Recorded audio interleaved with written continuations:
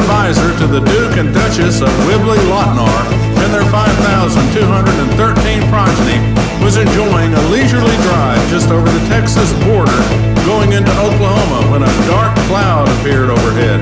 Bartok slowed his armored car and prepared to deal with stormy weather, but just as quickly as the dark cloud appeared, it vanished and bright sunlight returned. Bartok thought this was a tiny bit strange, but not nearly so strange as the landscape changing from rows of angled rocks to lush greenery, which included virtual festivals of fruit and nut trees, berries, vegetables, and an odd cacophony of giraffes and parrots. The road continued forward and slowly meandered into a happy valley where there were small farms, brooks, and ponds scattered amongst tranquil fields of corn, wheat, barley, and oats. Bartok saw a nearby farmhouse and decided to stop and ask the farmer for information in hopes of having this unusual change of scenery explained. No sooner than Bartok had this thought, a farmer duly appeared, and Bartok pulled his armored car into the driveway. The farmer was a friendly fellow and invited Bartok inside the farmhouse, where Bartok was introduced to the farmer's wife and their gorgeous daughter, Serendipity, who more than anything looked curiously to be of childbearing age. Certainly an interesting primary characteristic for a farmer's daughter. Everything looked the way one might expect the inside of a farmhouse to look, and there was a sense of expected normalcy. But as Bartok's eyes adjusted to the darker light inside, which contrasted with the brighter sunlight outside, Bartok noticed the farmer, his wife, and their gorgeous daughter, Serendipity, appeared to have a soft glow, which gave them a distinctly non-human appearance, albeit in a friendly and comforting way. Before Bartok could say anything, the farmer said, "We have been expecting you, and we and our daughter Serendipity are glad you have arrived, as was predicted by the servers." Bartok inquired inquisitively, "The servers?" And the farmer replied, "Yes, the servers take care of us and provide for our needs. Well, except for our most important need, which is to be able to create progeny, more specifically grandchildren. And this is where you soon will play a most important role in our little family." Suggesting Bartok had many questions would be an understatement, and perhaps anticipating Bartok's combined puzzlement, confusion, and expectation, the farmer provided a not-so-surprising overview of the primary activity for which the servers had caused Bartok in his armored car to arrive in the Happy Valley. As many of our kind have done for millennia, when it's time to create progeny, we travel to Earth and mate with one of the people of your planet. A suitable man if we have a daughter, or a suitable woman if we have an ethereal male presence. The farmer continued, "Explain another way, Bartok. Today and for quite a few more days and nights, your new name is Mr. Lucky." Serendipity giggled and gave Bartok a special look, which more than anything said, "Guess what I want to do." While this was happening, the farmer's wife brought a tray of fresh fruit, berries, and nuts, along with a pitcher of juice and 2 glasses, one for Bartok and one for Serendipity. The farmer and his wife left the room, and Serendipity poured Bartok a glass of juice, which Bartok dutifully drank. Hours, or perhaps days later, Bartok awoke from a dream and thought to himself, "That was fun." Serendipity, who was glowing even more than she had glowed initially, read Bartok's mind and replied in his mind, "Yes, Bartok, there will be many more opportunities for oat sowing. Enjoy another glass of juice." Being a bright and romantically energetic fellow, Bartok connected a few dots and enjoyed another glass of juice. Sometime later, Bartok awoke from another dream, and the scene repeated, which continued to occur many more times as Bartok became an aficionado of Serendipity's glasses of juice.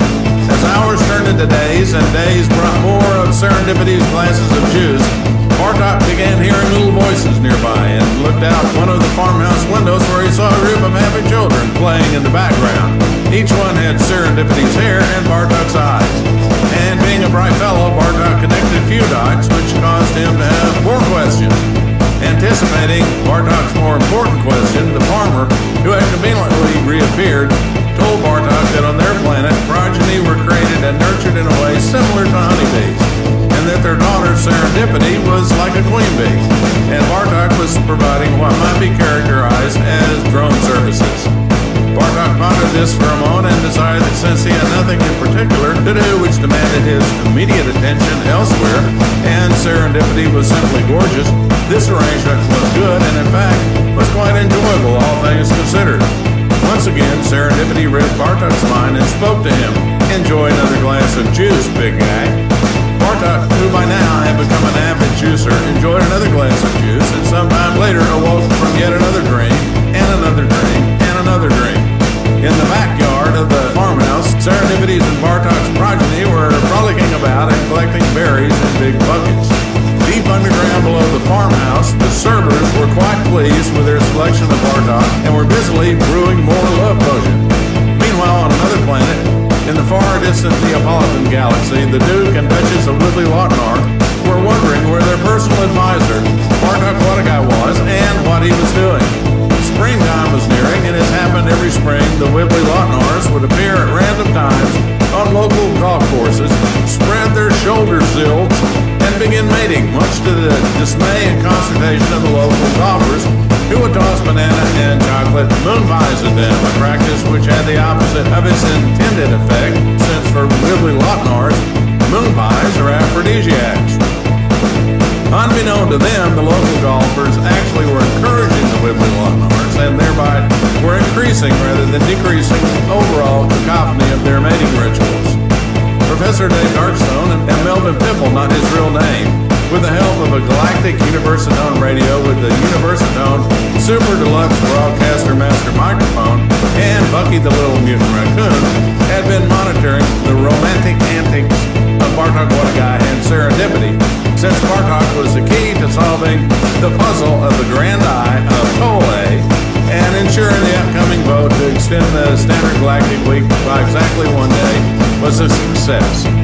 The vast importance of the Standard Galactic Week being evenly divisible by 3 should not be underestimated, since among other things, it was a prerequisite to realizing Nikola Tesla's dream of universally free energy, albeit at an initially low rate for new subscribers, which was central to making it possible for Thredda von Bergtha to return to her home planet before she inadvertently had a coherent thought and triggered an especially non-green thermonuclear war.